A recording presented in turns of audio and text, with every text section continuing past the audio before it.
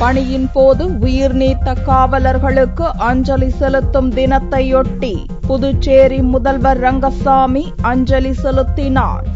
கடந்த 1959ஆம் ஆண்டு லடாக் பகுதியில் நடந்த எல்லை சண்டையின் போது வீர மரணமடைந்த இந்திய எல்லை பாதுகாப்பு படையினரை நினைவு கூறும் வகையில் ஆண்டுதோறும் அக்டோபர் 21ஆம் தேதி நினைவு தினமாக அனுசரிக்கப்படுகிறது. புதுச்சேரி கோரிமேடு ஆயுதப்படை மைதானத்தில் திங்களன்று நடந்த அஞ்சலி செலுத்தும் நிகழ்ச்சியில் முதல்வர் ரங்கசாமி காவல்துறையின் அணிவகுப்பு மரியாதையுடன் பணியின் போது மரணமடைந்த காவலர்களின் நினைவு தூணில் மலர் வளையம் வைத்து அஞ்சலி செலுத்தினார்.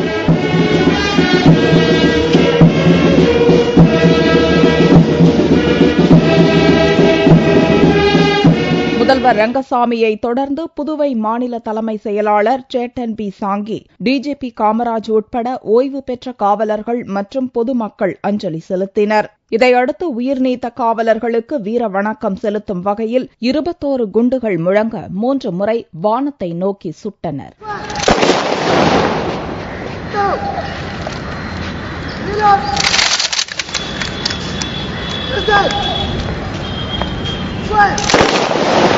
இந்த அஞ்சலி செலுத்தும் நிகழ்ச்சியில் புதுவை மாநில அனைத்து பிரிவு போலீசாரும் பங்கேற்றனர்.